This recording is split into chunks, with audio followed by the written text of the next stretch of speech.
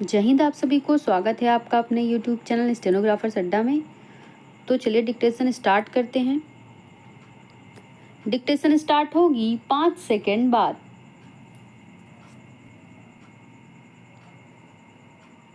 Ready start. इसमें कोई दो राय नहीं कि देश की लोकतांत्रिक प्रणाली को मजबूत करने के लिए होने वाले चुनाव में सभी वैध मतदाताओं को मतदान का अधिकार होना चाहिए और नियम के मुताबिक अपात्र लोगों को मतदाता सूची से हटाया जाना चाहिए।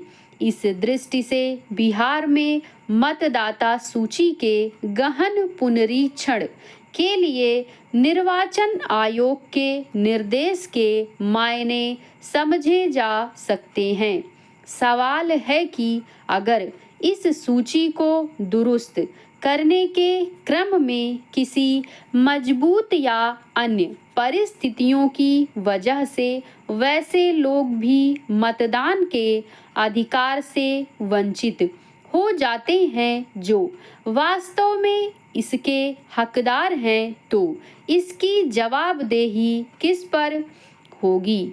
यह सही है कि समय समय पर अलग अलग वजहों से अपात्र हो चुके लोगों को मतदाता सूची से बाहर करने की जरूरत होती है, लेकिन अब नई परिस्थितियों में जिस तरह चुनाव आयोग ने सूची के पुनरीक्षण की प्रक्रिया की शुरुआत की है, उसमें इस बात की आशंका खड़ी हो गई है कि क्या इसमें बड़ी तादाद में वैसे लोग भी मतदान के लिए अपात्र करार दिए जाएंगे जिसके पास आयोग की ओर से मांगे गए दस्तावेज किन्हीं वजहों से उपलब्ध नहीं हैं।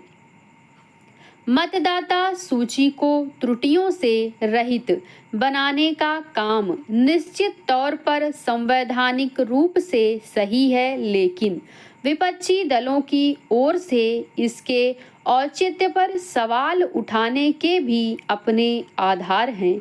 आयोग की ओर से इस सूची में बचे रहने के लिए जिन स्वीकार्य दस्तावेजों को प्रस्तुत करने का निर्देश दिया गया है, बिहार के बहुत सारे लोगों को लिए यह एक बेहद मुश्किल काम होगा।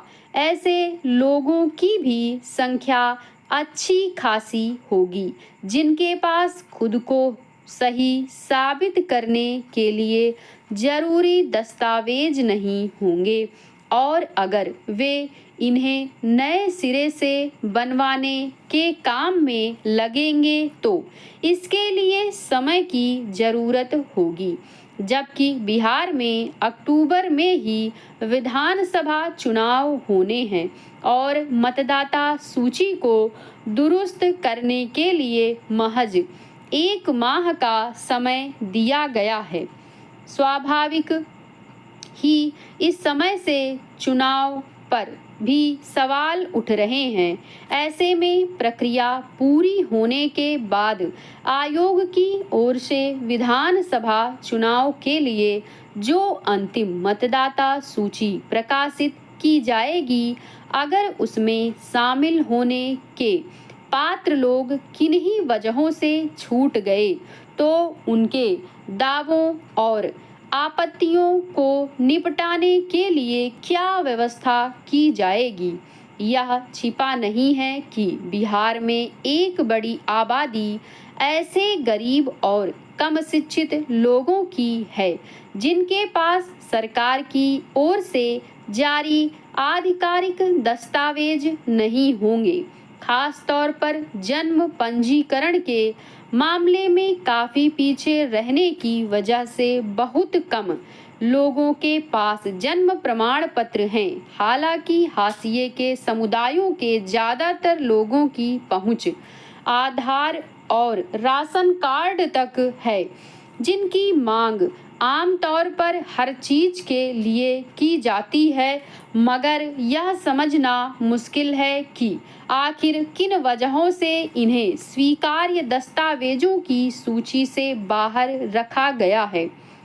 निर्वाचन आयोग की ओर से भले ही यह कहा जा रहा है कि ज्यादातर लोगों को ताज़ा दस्तावेज जमा करने की जरूरत नहीं होगी, लेकिन जितनी बड़ी संख्या में लोग इस दायरे में आएंगे, उनके लिए भी निर्धारित दस्तावेज जमा करना आसान नहीं होगा।